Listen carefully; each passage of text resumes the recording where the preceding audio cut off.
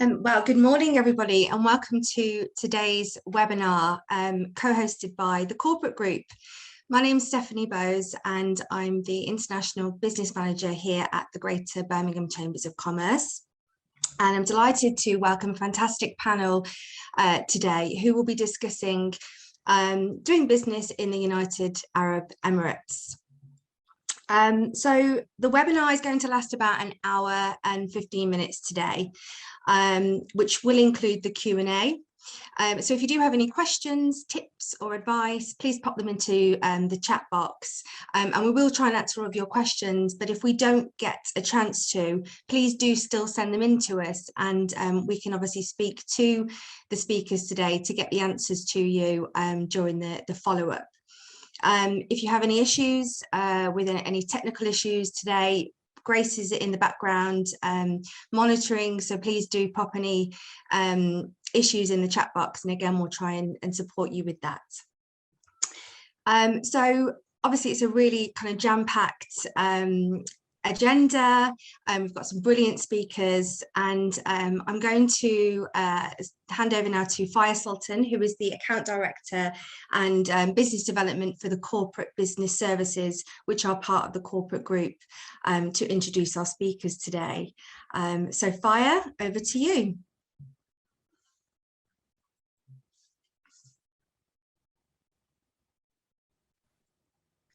Hello, good morning, everybody, and thank you so much for attending this webinar.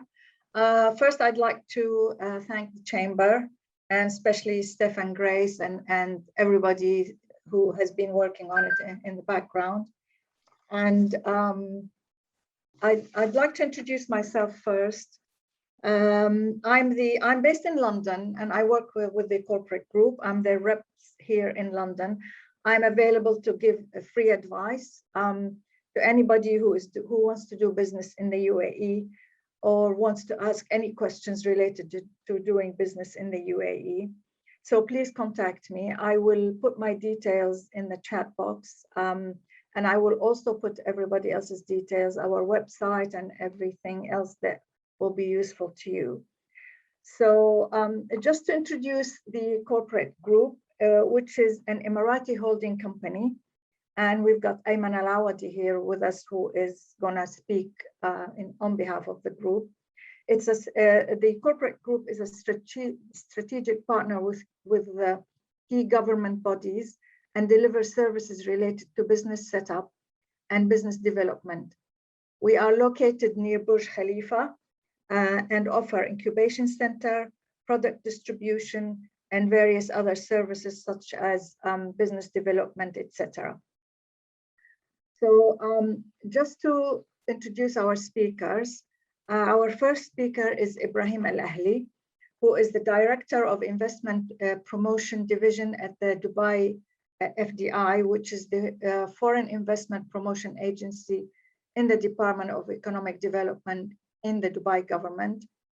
He specializes in attracting international business of various sectors to Dubai. He will be speaking about the advantage of being in Dubai. Followed will be Ayman Al-Awadi, who is the co-founder and group managing director of the Corporate Group. He is responsible for subsidiaries that deliver one-stop shop related to business setup in the UAE and other GCC countries. He deals with all sectors and companies looking to establish business in the UAE. Ayman will be talking a little bit about the Expo and how to start a business in the UAE.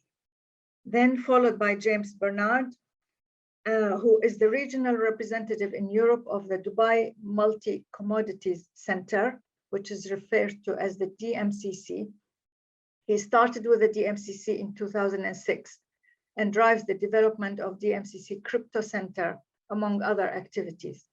He is also an advisor to a number of different startups and scale-ups across multiple sectors.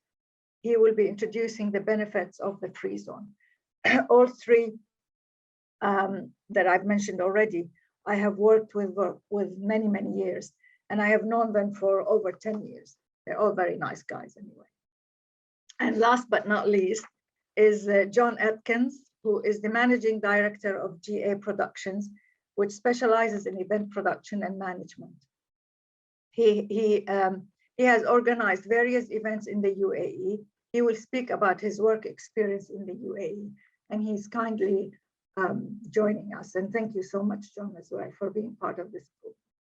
And so I will leave the floor now to Ibrahim to start his presentation. Thank you very much, Faiha. It is a great pleasure for me to join this prestigious webinar, and obviously to see you virtually after a long time. We met during the last business trip before the coronavirus pandemic, which was end of January 2020. So we were very lucky to be in London. And I represent the Dubai FDI, which is an agency under the Department of Economic Development. And the presentation that I'd like to deliver is the Dubai Advantage. Next slide, please, Grace. So we'll start with Dubai as a city. Obviously, it is a cosmopolitan city, bustling city. Even during these times of the COVID-19, business is open as usual in Dubai. And well, we can say traffic is back. Sometimes it's not nice to see traffic, but you know, during the COVID-19, it's great to see traffic is back. It means business is back as usual. Next slide, please. Talking about the Dubai's GDP contribution, obviously we have currently for the 2019, because that was the glory year before the coronavirus pandemic. On the chart, you will see different sectors that contribute to the Dubai's GDP. The majority goes into the wholesale and retail trade of 26.6%.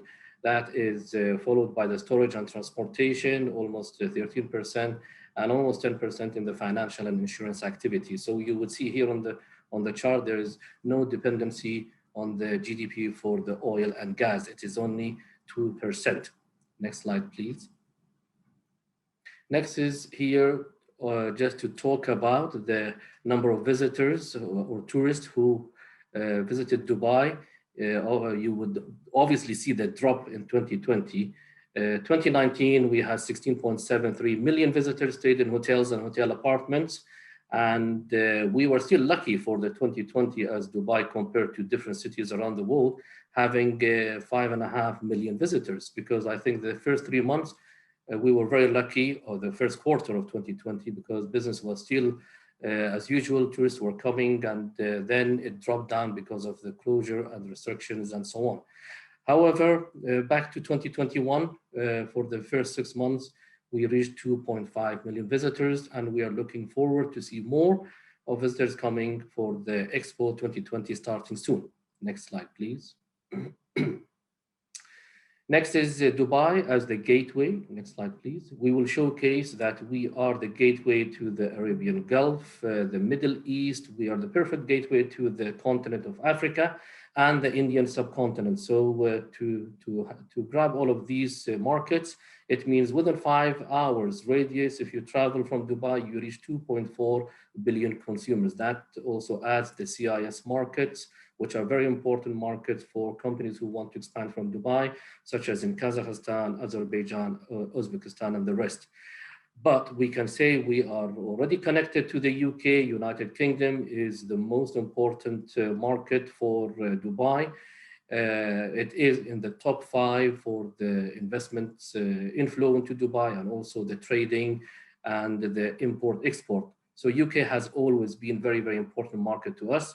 And we would look forward to see more of the British companies from different parts of the UK expanding their presence in our region through the Dubai platform. So we do have direct flights by Emirates to London Heathrow.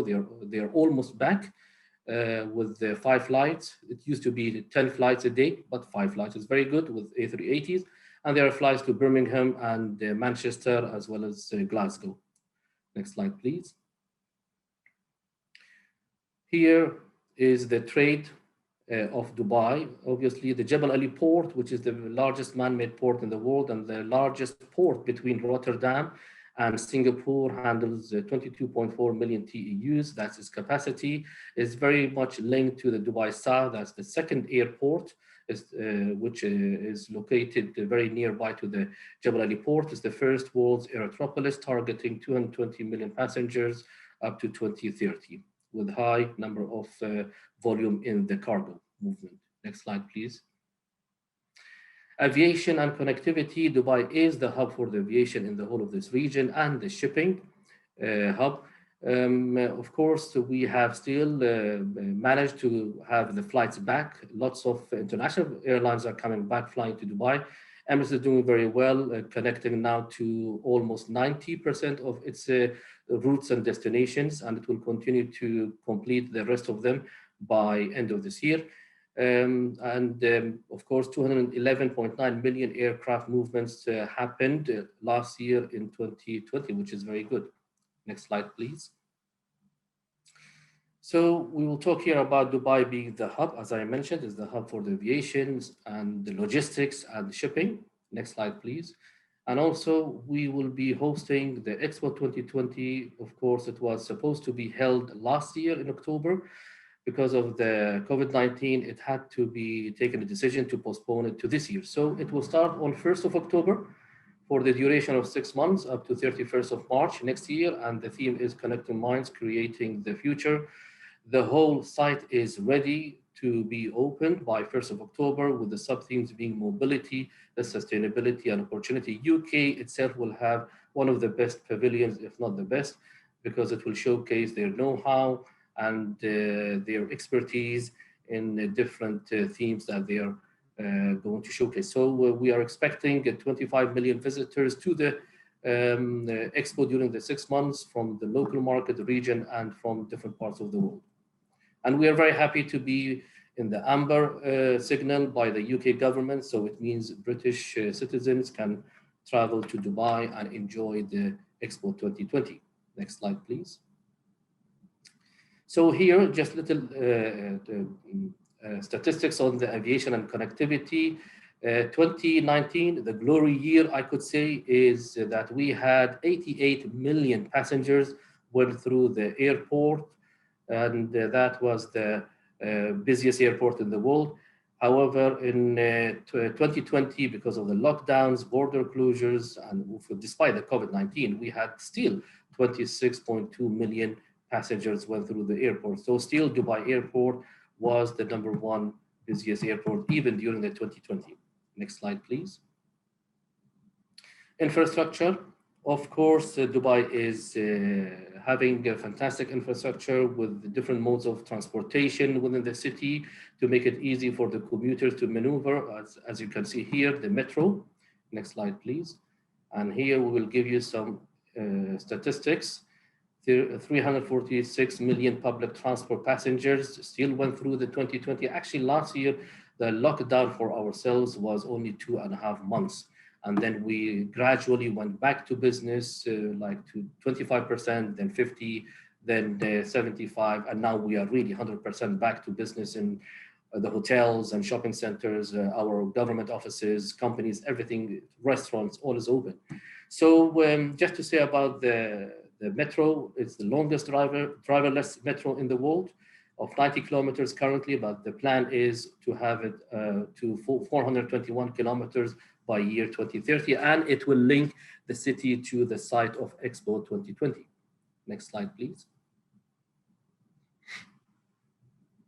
Little statistics on the public transportation, especially the metro. It has been very, very successful, which that model has gone into different neighboring countries, like in Qatar, Saudi Arabia, India, and the rest.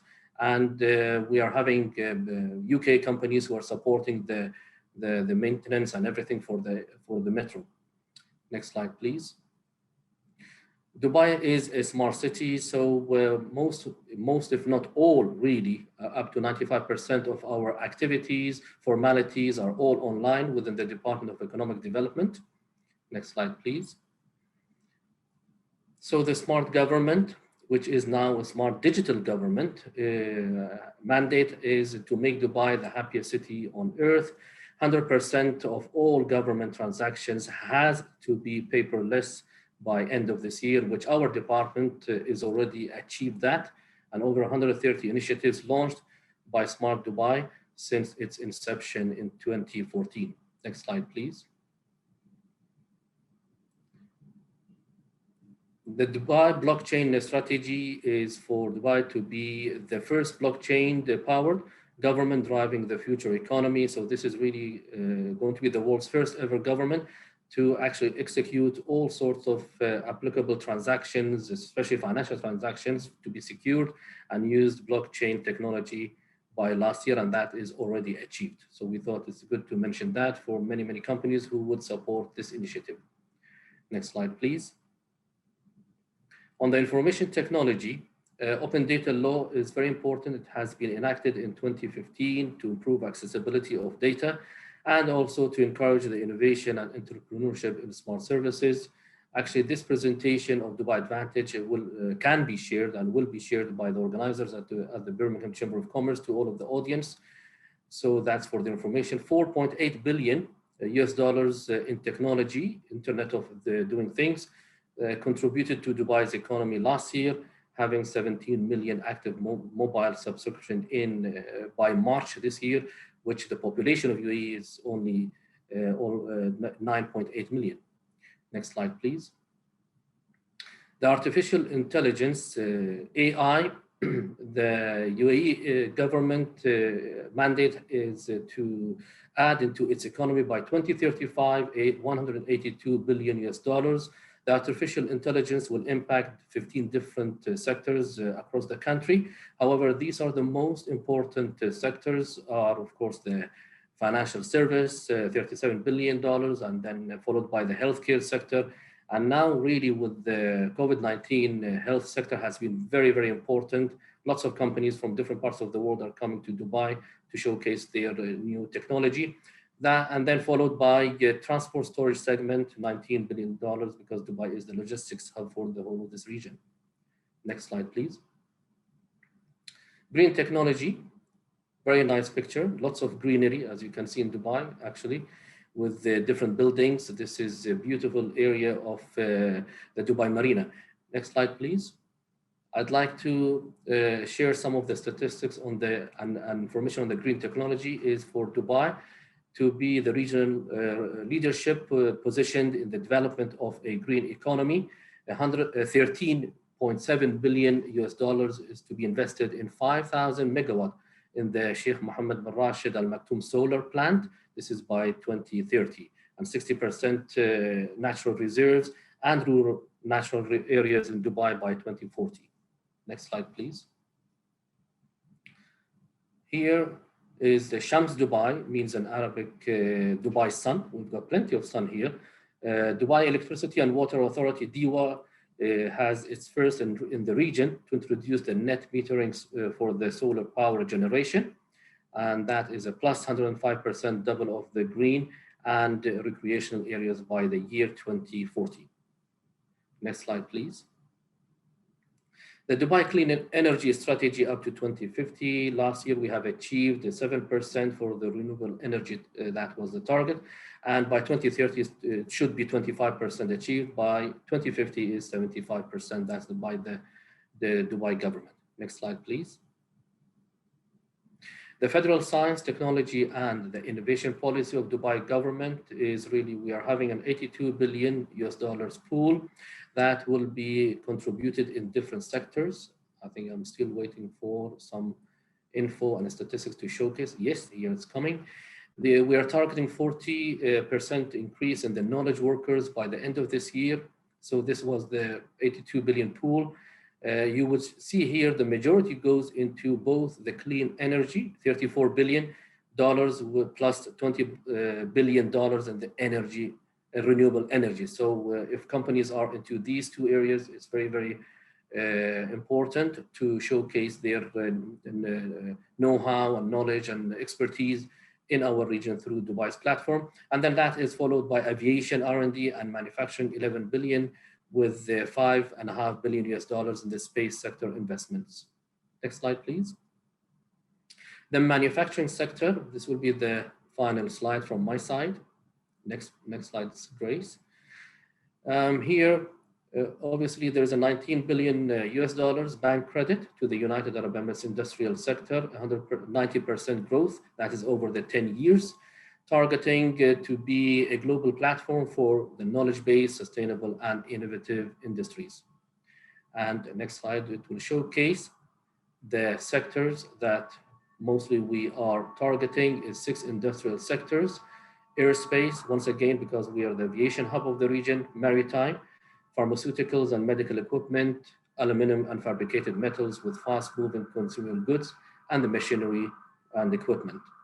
This will be the last slide. From my side, I'd like to, oh, there's another one. Okay, this should be the last one then. The strategy for 2030 of the Dubai Industrial is to promote environmentally friendly and energy efficient manufacturing for those 6 sectors that are targeted to make Dubai a preferred manufacturing platform for the global businesses. Next, please. Thank you very much. It gives me once again a great pleasure to be part of this webinar. I do thank the organizers, the Birmingham Chamber of Commerce, both Stephanie and Grace, as well as Ms. Fayha, based in London, of the CBS, our strategic partner, the corporate business services. Thank you very much. Thank you, Ibrahim. That was brilliant, and you know, I've definitely got some questions for you shortly. You know, all around. You know, there's so much going on. It's really exciting, especially you know around the Expo. Okay, so we'll now go to our next speaker. So we'll move to Ayman Al-Wahadi, and Ayman is the co-founder and group managing director of the corporate group. Ayman, over to you. Thank you. Thank you, Steph. Good morning, UK. It's my pleasure to take a part today for this presentation and bring what Dubai is, you know, providing such of magnificent opportunities for you with these days having Expo at the doorstep starting from 1st of October. I will share my presentation now.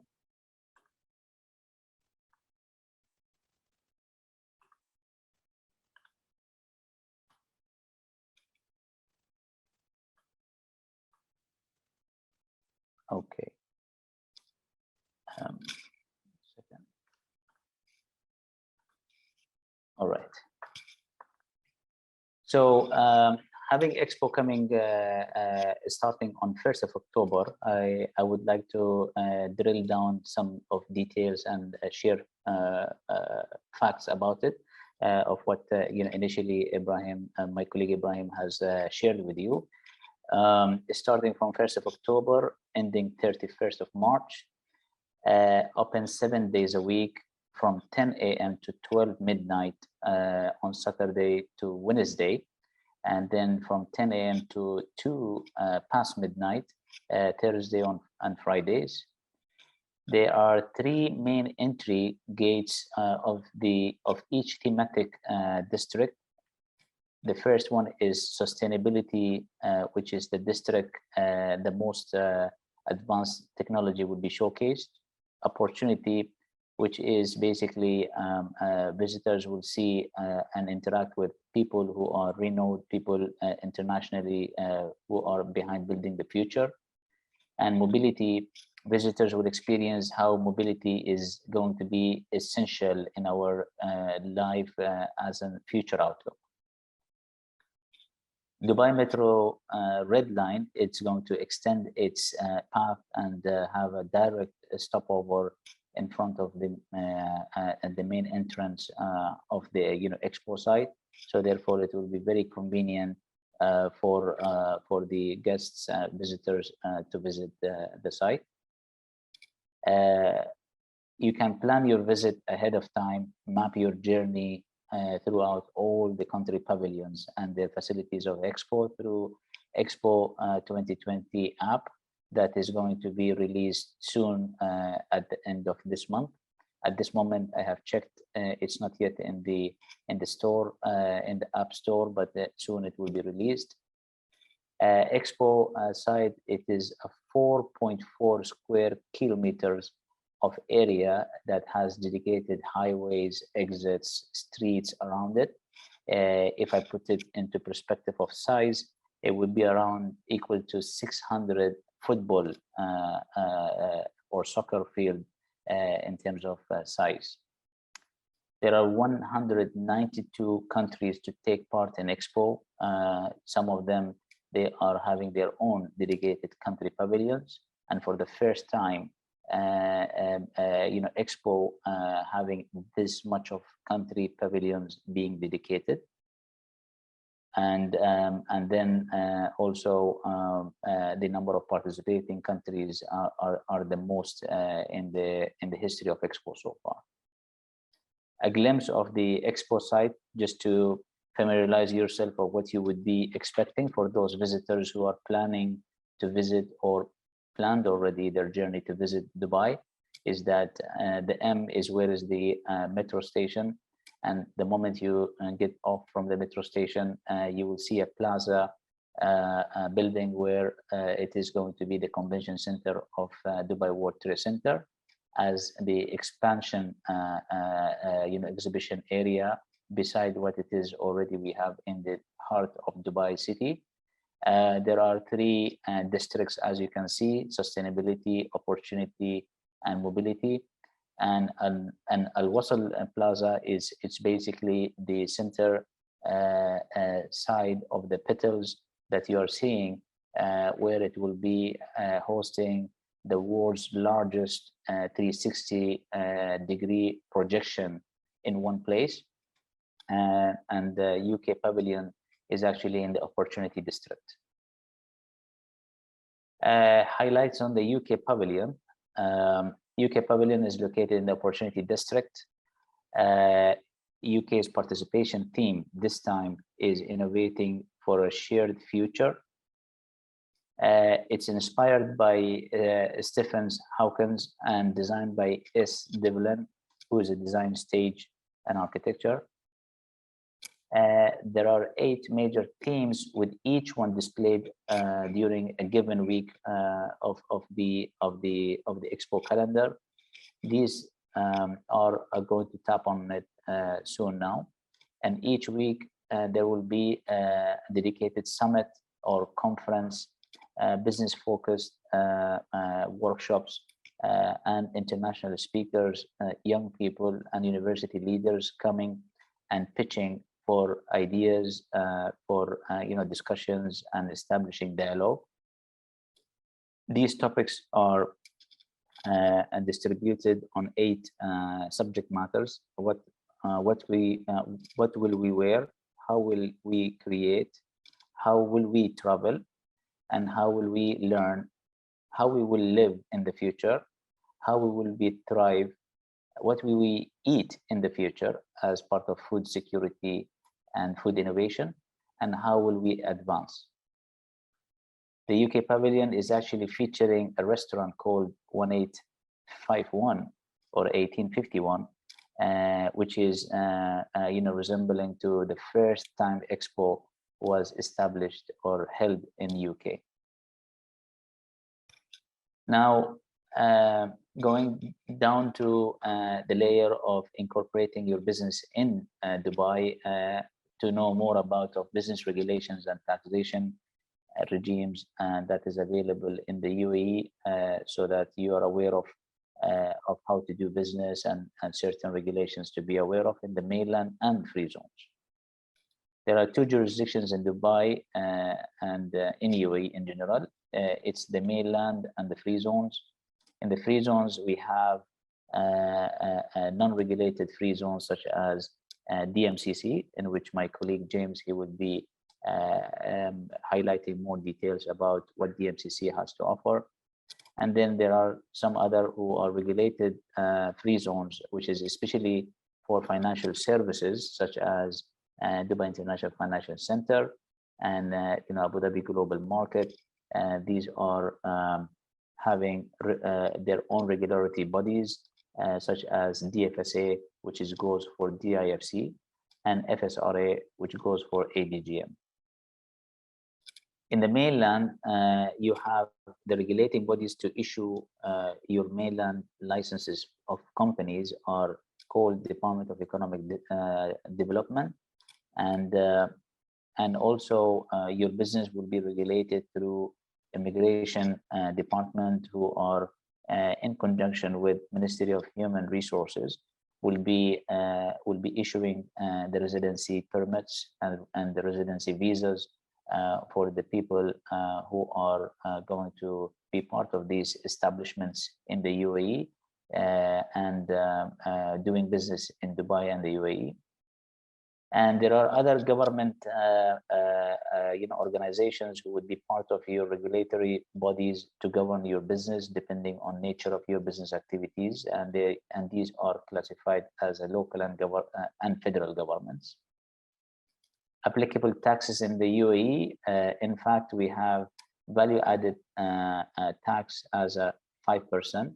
That's the only tax system that was established since January 2018, and after a few years, a couple of years, the excise tax was introduced on certain goods that is harmful to human and environment, and they are valued between 50% to 100%.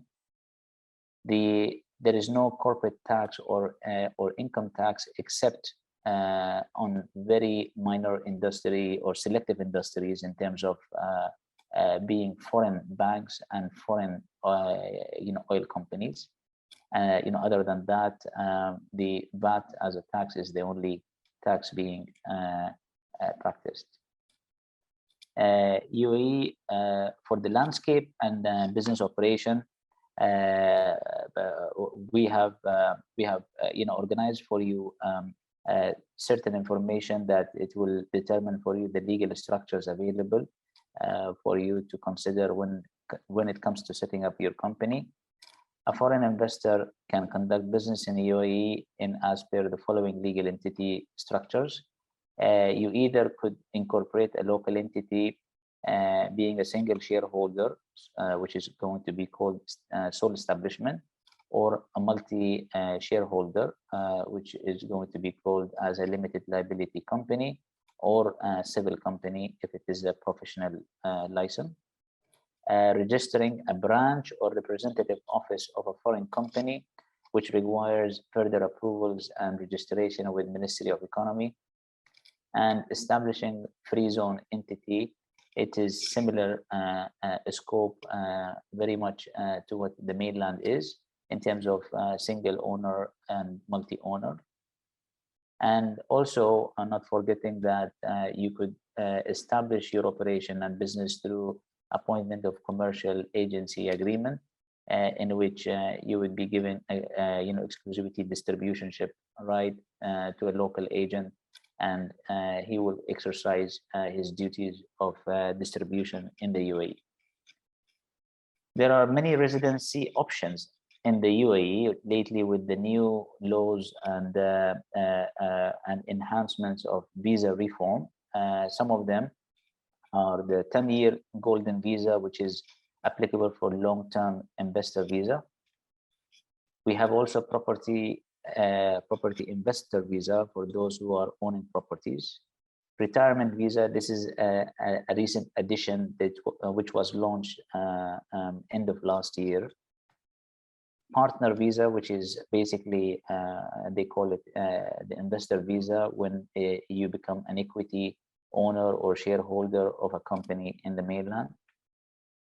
Employment visa is simply you are an employee working for a company in the mainland, and this is how you would be obtaining the residency. For family visa, basically it means that you are sponsored by your family being father or mother. And then domestic workers visas is for the domestic helpers such as drivers, housemaids, and so forth, as helping hands for the residency in UAE. A specialist residency visa, these are given to special talents and certain professionals or professions such as doctors. These are the new categories that the UAE have added into the package of the residency options.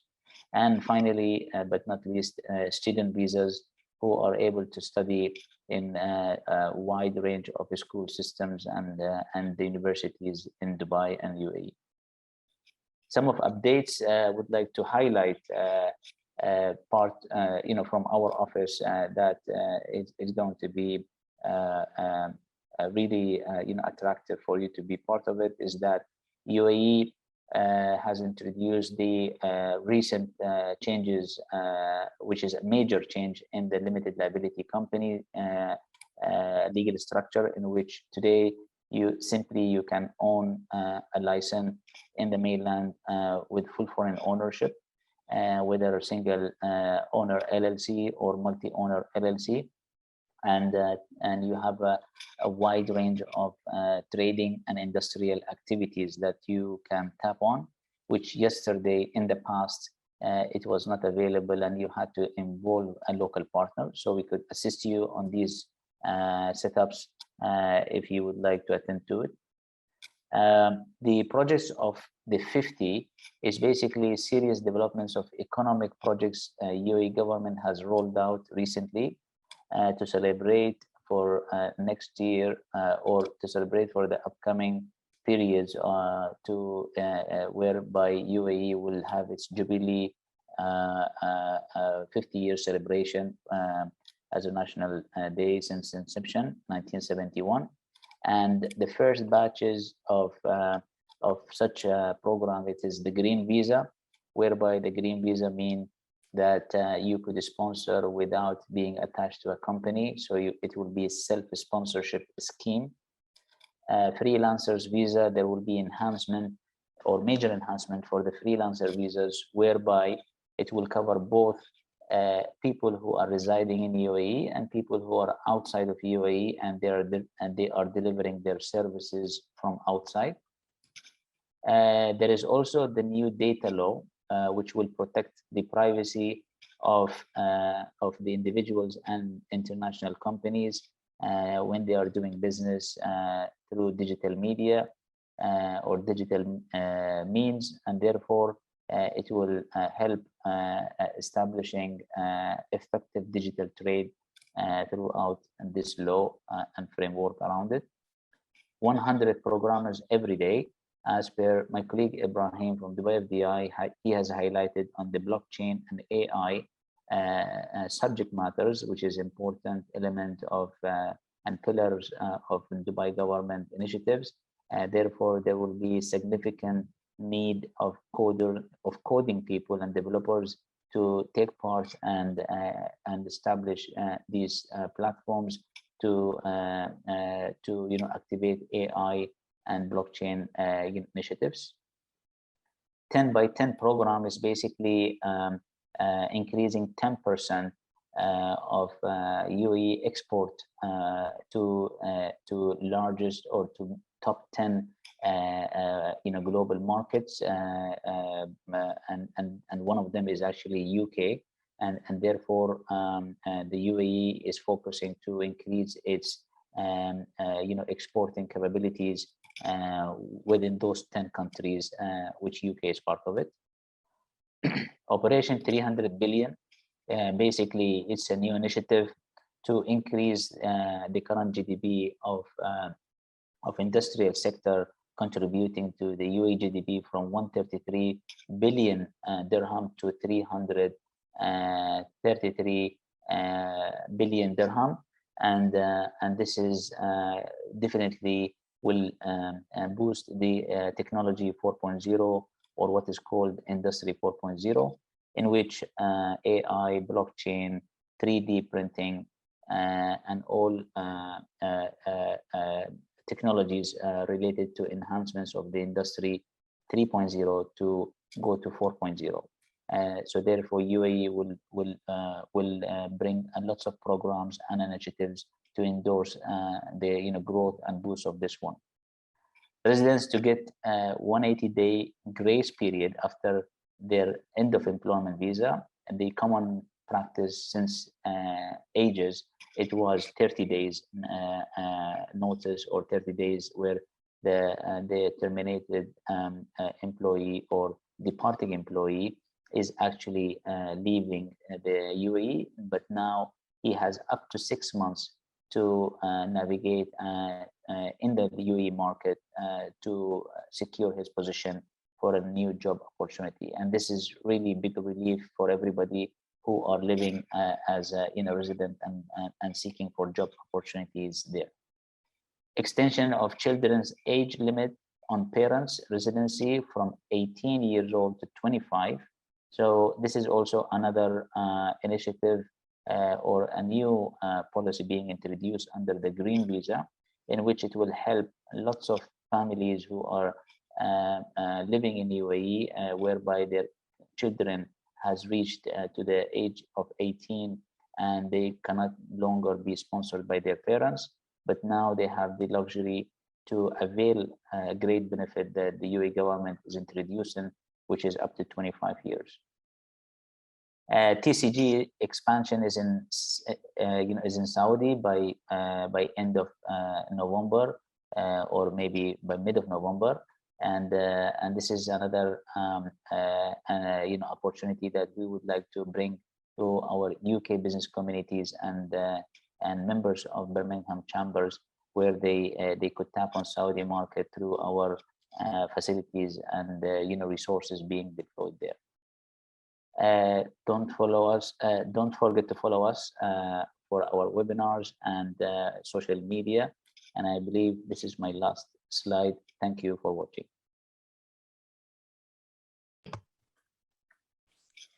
That's brilliant. Thanks, Ayman, and obviously really positive to see some changes to the employment visas. So that's brilliant. Okay. I'm now going to go and move to James, please. Yeah, over to you. Great. Well, thank you very much. And thanks for everyone joining us this morning. If you could go on to the next slide, please. So I'm just going to start with a quick introduction. We are a Government of Dubai organization called the Dubai Multi-Commodity Center. And we started back in 2002 with a mandate to increase commodity trade flow through the region. I'd say first and foremost, we are the regulator of DMCC free zone. We're also the master developer. So you'll see that we're a building contractor and master developer of the towers and across DMCC. And in addition to this, we see ourselves as being quite a different free zone. We're a trade facilitator. So we offer various products and services, and we provide various different industry sectors with these products and services to enable them to get on with their business in Dubai. And we call ourselves Made for Trade. Next slide, please. So as a free zone, one of our main functions, and I think people often skip over this and talk a bit too much about the company themselves, but as one of our main function is very simple, is to give a seamless process to anyone interested in setting up their business, coming into Dubai and establishing themselves. So we issue companies with trade licenses. That's one of our main functions. And we help them through a simple setup process, which usually takes about 1 to 2 weeks these days. And you can pretty much do it from wherever you are in the world on our system. Globally, there's a number of different types of special economic zones or free zones, if you don't know what they are, but the basic offering is a standard across the Middle East, and that's 0% corporate tax, 0% employment tax, 100% business ownership, 100% repatriation of capital, so you can take all your profits out of the country back to your home. And also DMCC, we see ourselves as doing a lot more than that. Maybe on this slide, you could just poke it a bit more so it adds the next details. Thank you very much. So we're also a property developer, as I mentioned. So we're master developer of the Jumeirah Lakes Towers, which is which you can see in the picture on the left there, where it says free zone. And we're building our latest project called Uptown Dubai. So we found ourselves getting short on space, and we need to build more modern space that can fit all the new license companies that are coming in. We also facilitate and support trade, as I said. So we provide infrastructure across multiple, but specific different industry sectors, such as diamonds, gold, the tea industry, the coffee industry, health and wellness, and more recently tech, which is, as was mentioned, a very important part of Dubai's growing economy. I always like to mention here that we do this all under very well-measured compliance and regulatory environment, which is important these days. So the UAE is seen as a very well-regulated environment where companies can be happy to operate. And it's also good to mention at this point that we've realized very early on that it's a very difficult environment for businesses. So we've put everything online, and we've come up with pretty spectacular prices for setting up companies across the DMCC free zone. Next slide, please. So here you can see some of the numbers that set us apart. As I mentioned, we have over 20,000 companies now from roughly about 170 different countries. And we have around 100,000 people living and working in the DMCC community there. So we're a business community, but we also have residential, retail, and light industry within the boundaries. And you can see we also pack our offerings full of services for your businesses and for your families, for living and working in Dubai. This includes offices, residential, business centers, hotels, restaurant shops, and a lot more, incubators, accelerators. And we do this so that you can basically fly into Dubai, land, and be assured by us that you're approaching the right service providers and you have access to all the things that you need immediately. Next slide, please. So crucially, we've gained a solid reputation these days around the world with all the AML and FATF requirements. The UAE has been doing a lot of work on this, and DMCC has a very solid reputation in compliance and licensing. And we've been awarded for the last 6 years the Financial Times FDI Magazine Free Zone of the Year. Location is hugely important, as Ibrahim mentioned earlier. Dubai is extremely well located for business and surrounding markets. And as is our free zone in the location that we're in the center of Dubai. We're a city within a city, and we offer everything you need to set up and run your business.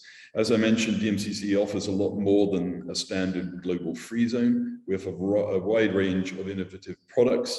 We think it's really important that companies have a network and are introduced to all the other companies that will be your potential business partners. So you can basically come into Dubai, set up, become licensed, and get connected with all of these 20,000 companies that could be your next business partner or customer. Next slide, please. So this is our free zone back in 2002, and this slide here is our free zone today. So you can see the vast development. It's not just us, it's, as you can see in the background, that's Dubai Marina as well. So there's been huge development, and I know everyone on this seminar is very proud of that. Next slide, please. So here you can see some of the more well-known brands, global brands that we have in our free zone that are licensed, and you can see the diversity of different businesses and business sectors that they represent. Next slide, please. And here you can see some statistics that are out of the UK. So we're home to a number of famous brands from the UK. And as Ibrahim was saying as well, it's, I think, if not the first, one of the first most important countries that we focus on. And you can see by the number of companies that we have and the proportion of the 20,000 companies, 1,600 plus companies is a good number. Next slide, please. As was mentioned earlier, Dubai's economy is among one of the most diverse in the world. And through our combined efforts, Dubai has been able to establish itself as a crucial global port and hub for multiple industry sectors, as you can see represented in this graph, in this pie chart here today. And amongst the 20,000 companies that we have, you can really see how diverse those sectors are and what they're represented in. Obviously, over the last 18 months, we've seen a marked increase in technology, in e-commerce, in blockchain and crypto. So really exciting to see that growth in those areas. Next slide, please. So you may ask why DMCC and how we have attracted companies. Well, over the years, we've focused on various sectors, as I said. We were set up to do this, and we've sort of diversified from that to add a lot more sectors. But we started out with the gold sector, the diamond sector, the tea, and now we have a coffee sector and agro sector as well. So in Dubai, we provide infrastructure, as I said, and products and services. And these can offer a wide range of benefits, including better ways to increase sales, access to finance, reduce trading risk, storage. We've teamed up with Jebali Free Zone, so we have storage facilities. And for certain sectors, as you can see on here, we have processing and value additions, such as our tea center and our coffee center, and both the diamonds and gems as well. Additionally, we offer businesses the opportunity to gain recognition. So we have a load of different clubs across these different sectors, be it the Diamond Club, the Agricultural Club, the Energy Club. And those are really brilliant for getting to know other potential clients and business partners across various sectors that you're involved in. Next slide, please. Yeah, I think you need to poke it a little bit more, thanks. And keep going to the end of it, I think. So here you can see that DMCC has a wide range of different platforms which have helped put Dubai on the map across a number of different key industry sectors. Gold we have there, so we have the gold good delivery. We have the gold DGCX, Dubai Gold and Commodities Exchange, which is a derivatives platform. We have TradeFlow, which is a collateralization platform for providing finance to the industries. And the list goes on and on. Our latest ecosystem is our crypto center, which was set up specifically to support and attract businesses from across the blockchain, DLT, crypto, DeFi, NFT, and any other acronyms you can think of in that space. And really that's been very successful so far. I think we're well over 50 companies being licensed in our center there, and we're very hopeful of attracting a lot more. Next slide, please.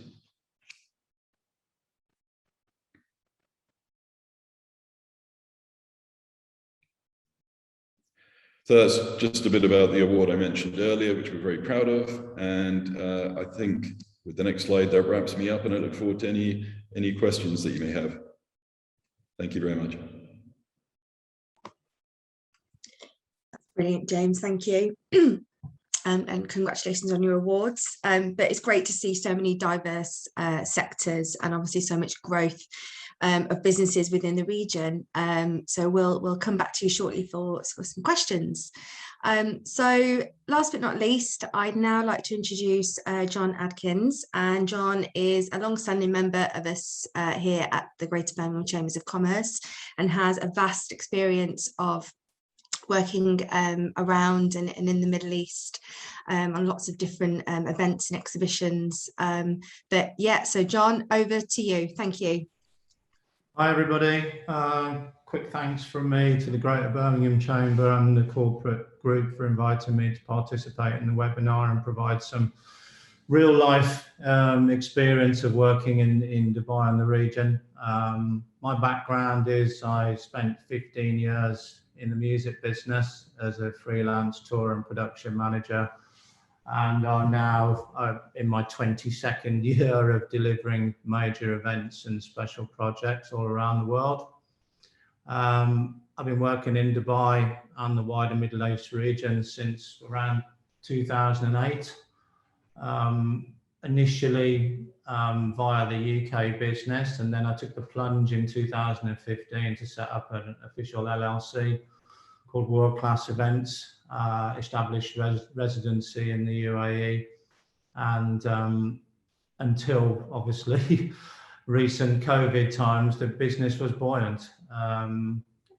After the COVID, we lost everything, it's fair to say. Events industry was hit really, really hard.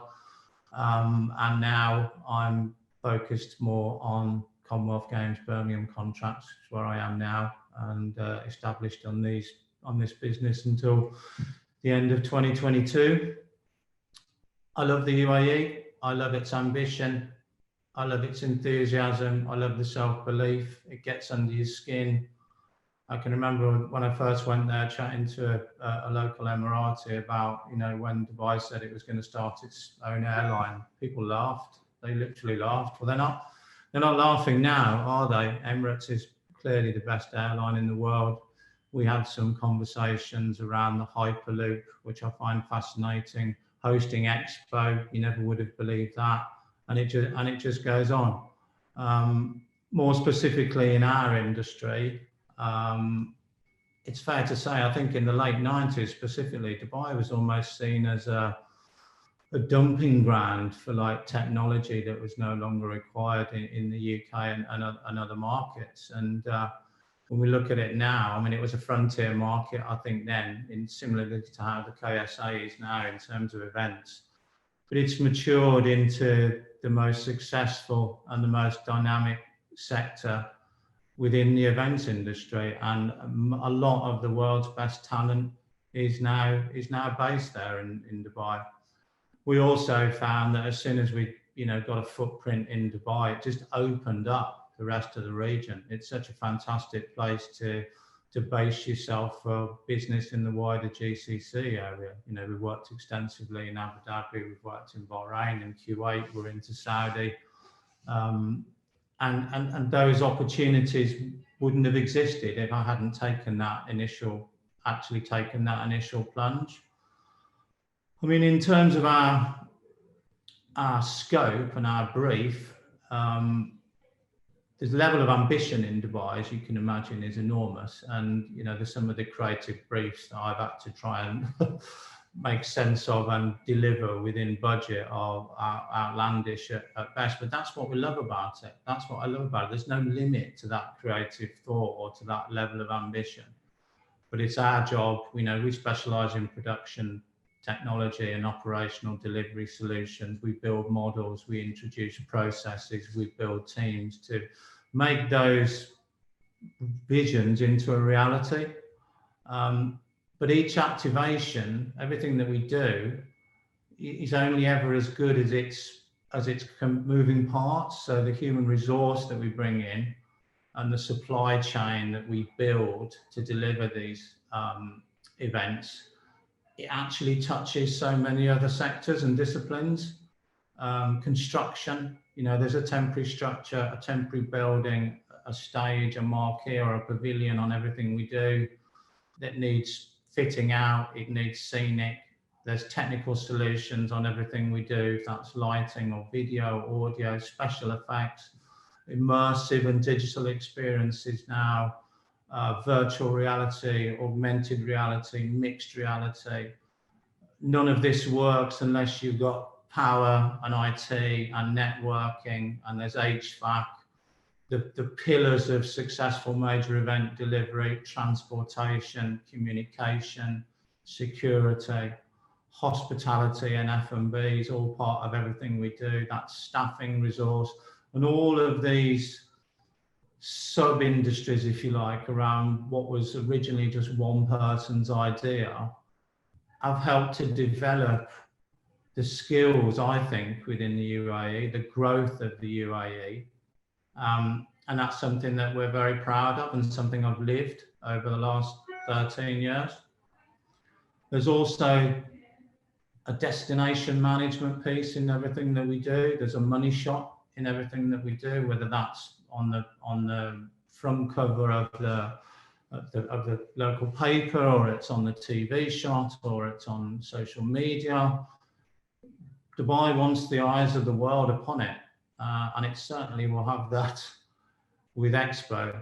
I mean, to give an example of that, I was the production and operations director more than once. I remember the first time for the firework and multimedia show for the New Year's Eve celebrations on Burj Khalifa. 330 firing points on Burj Khalifa, 64 firing points on downtown building rooftops. The world's biggest ever LED screen installed on the front face of the Burj Khalifa by teams on ropes. 1.7 million people on the ground, nearly 2 billion people live broadcast audience, including the YouTube. And you can't rehearse fireworks. Now, I would never have had that opportunity to work in those spaces. I've also worked on the Burj Al Arab more than once. If I hadn't taken that step in the first place, to be there, to be on the ground, to grasp those opportunities, which I couldn't have done remotely. And yeah, at the time, there were challenges around the visa system. It was really enlightening, actually, Ayman's presentation. I didn't know that it was so flexible now, even though I'm so close to that environment. But there were issues at the time around it was either a tourist visa or a resident visa and very little in between. And the trade licensing arrangements and making sure that all your activities are covered within that license and the insurances that are attached to that. It's brilliant to see that now. I think a lot of us in our industry, it's quite transient, and you're bringing people in and out all the time. We're always saying that we just can't work around the current visa system. And I think that a big part of that has been Expo.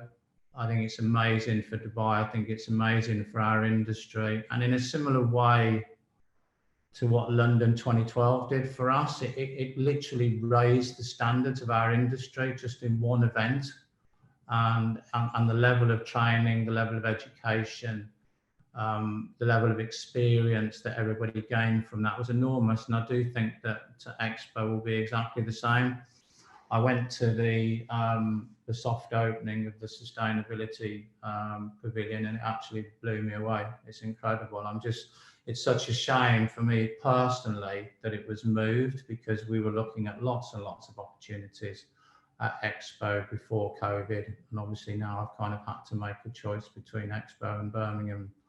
I live in Birmingham, sorry Dubai, but it's 30 minutes from home, and I'm very happy to be servicing the Commonwealth Games. I'm going back in January for a few weeks. I'm going to visit Expo every day. I'm going to work out a strategy for how we, reinvent the business after Expo and after the Commonwealth Games. Get back on the golf course. The golf courses in Dubai are absolutely second to none. So from a personal experience, yes, it's not without its challenges, but I would certainly recommend to all of you out there, just take the plunge. You will not regret it. And that's it from me, Steph.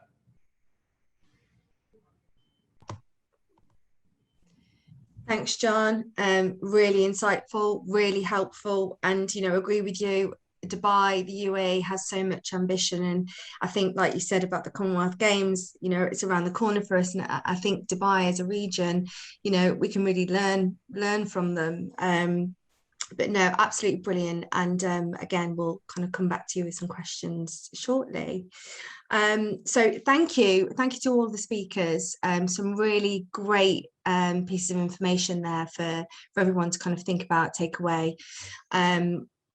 So if you want to all kind of come back in now, and we'll go into some questions.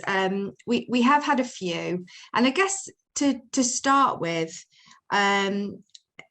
maybe Ayman, I'll come to you first around any advice for companies kind of wanting to enter Dubai as a new market for them.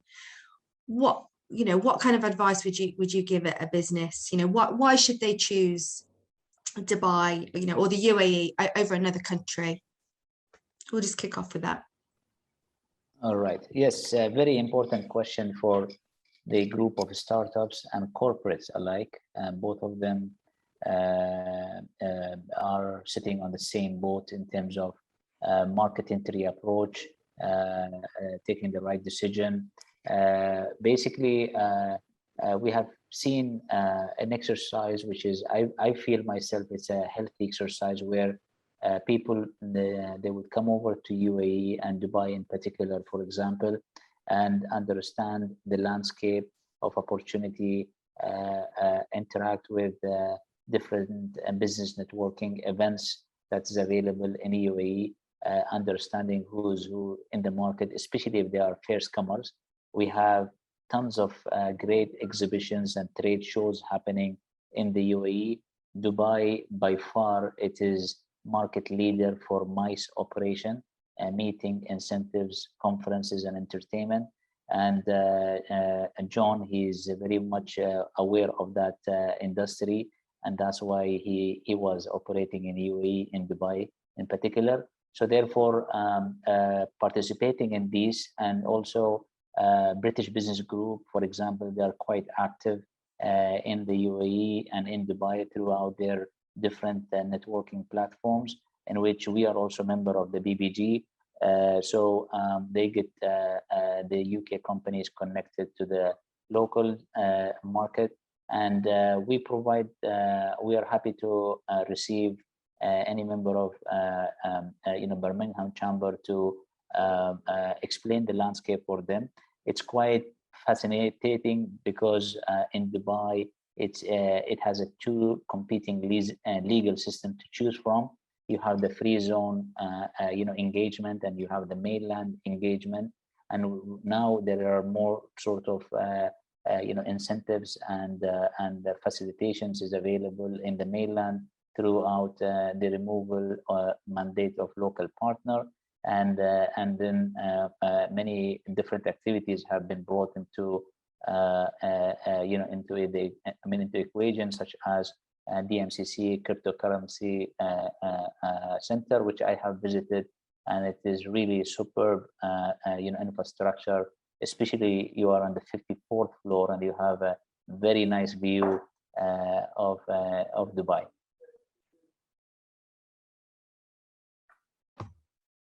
Brilliant, thank you.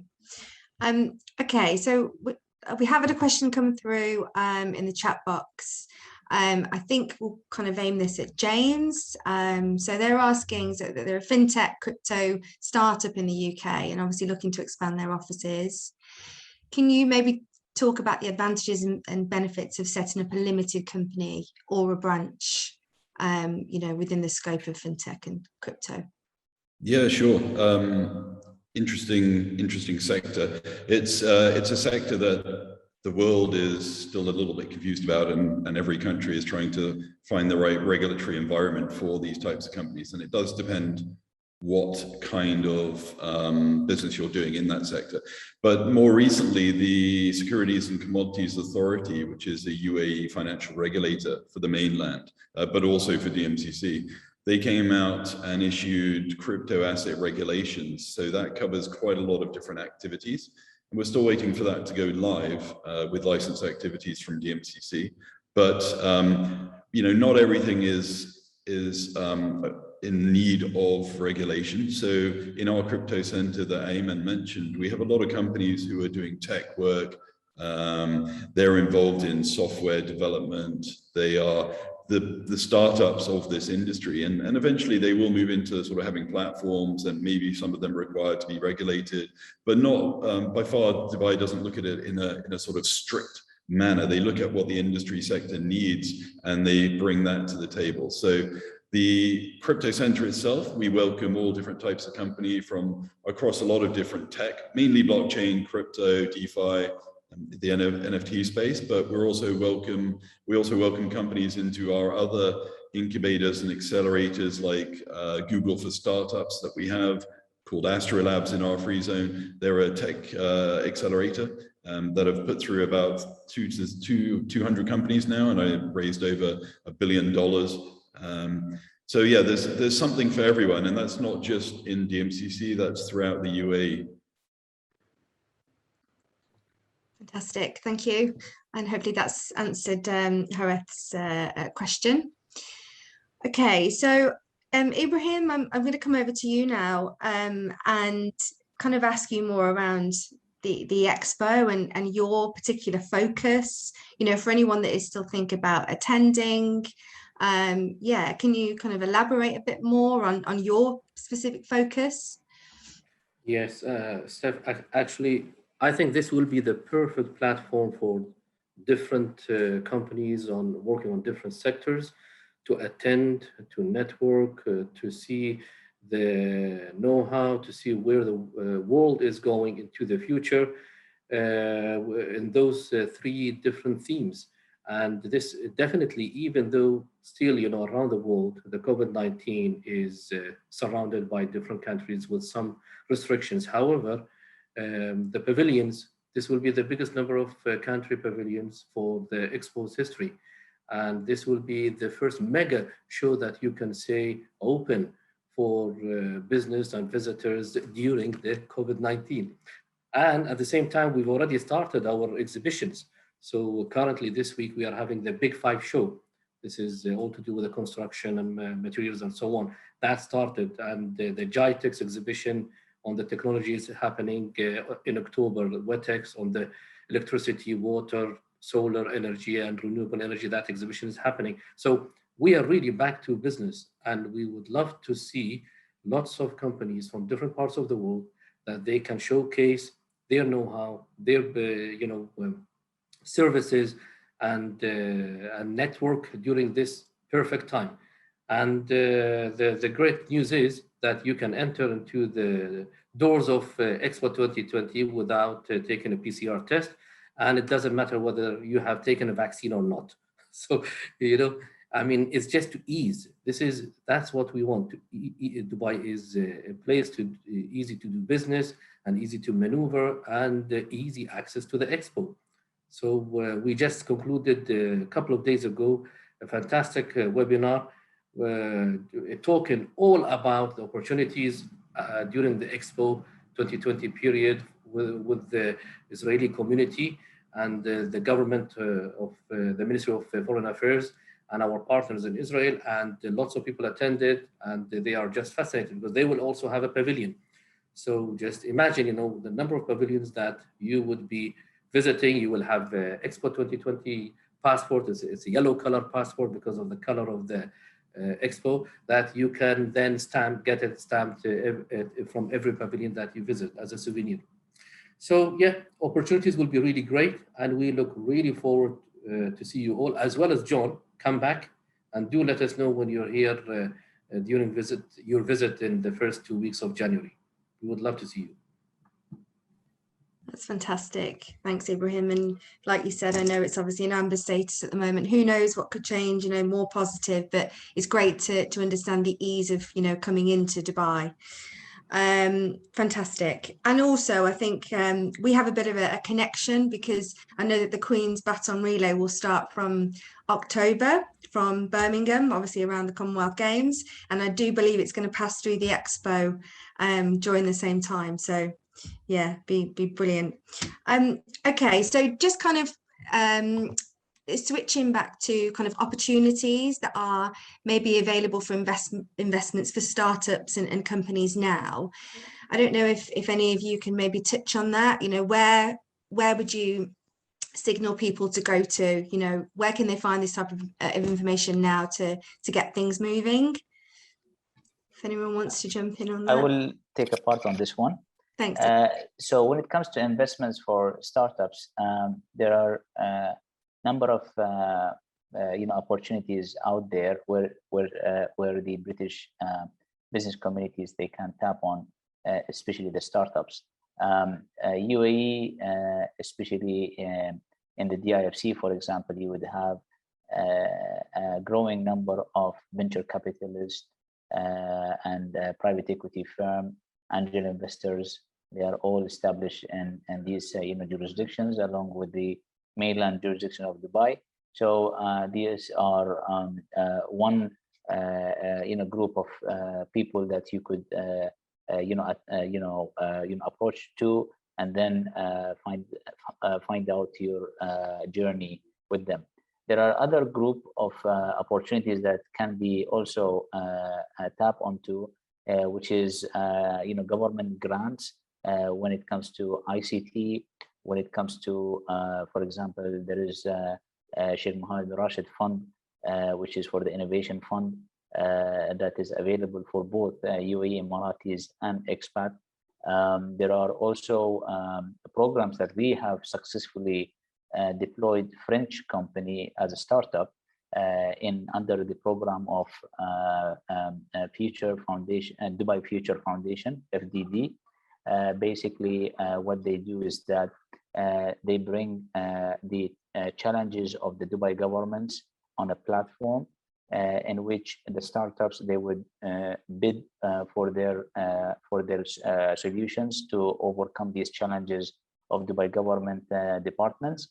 So therefore, the Dubai Healthcare Authority, the regulatory body for healthcare services in Dubai, they came up with a challenge where they wanted to automate the process of medicine or medical inventory from the inventory or from the storage all the way to the counter where a patient can take his medicine without interference of human being. We brought a French technology in AI, which is an initiative of Dubai government that, as per Ibrahim has highlighted. It was presented as a part of cohort, and then it was selected as a solution that was endorsed by Dubai Healthcare Authority for a 3 to 6 months program, and it is paid up program in terms of accommodation, air ticket, bringing the consultants or the startups to Dubai and deploy their solutions in the Dubai government, for example, being endorsed and stamped by these kind of governments. And these are some programs that is available for startups to avail and take benefit of, and we are happy to guide them throughout that process. Brilliant. Thank you very much for that information, Ayman. That's great. Okay, John, I'm just going to come to you quickly, and I know that you spoke about that. There were challenges initially when you started working with the Dubai and the region, and again it was around visas, and things are a lot more, or will be becoming a lot more easier now. Is there any other advice that you could give to a company? How easy was it for you? And well, it was difficult for us, Steph, as I say, because there wasn't that much agility within the system that there certainly is now. There's no reason not to do it now. There were a lot of people who were put off, because if you've got, back then we had staff coming in on tourist visas because we couldn't visa everybody who was working on events, and you're not insured. And then you're operating potentially under someone else's license that perhaps doesn't cover the activities that you're undertaking. And that's not the way to do business. It's non-compliant, and that's not what we're about. We treat, we're preaching compliance to our clients, and then we're actually not compliant ourselves. I've got to be honest, that was the catalyst for me working on major events, thinking I have to sort this out. I have to get a bona fide entity with a license, properly insured, get all my core team on visas, and that was what provoked it. And as I said, it's one of those decisions that you just think, why did I not do this before? Yes, there's a financial outlay, but the rewards far exceeded that, not only financially, but in terms of personal development and opportunity. As I say, that level of ambition I work all over the world, and I don't think anyone touches Dubai for that, to be honest. I know Saudi's having a go, but they can't touch Dubai as far as I'm concerned. It is absolutely the best place to be. Brilliant. That's great. Thank you very much. Okay, so we're just about on time then. So I just wanted to thank you all of our speakers, some really great information. And for everyone watching today, thank you again for your time. We will follow up with presentations, slides from today, and Fire's contact details should you wish to connect with our speakers and find out any more information. As we said, Dubai is open. We're very lucky here in Birmingham to have an airport 9 minutes down the road where Emirates will operate from. But yeah, thank you again, and we'll see you all soon. Thank you very much. Thank you very much. Thank you. Thank you, Thank you. everyone.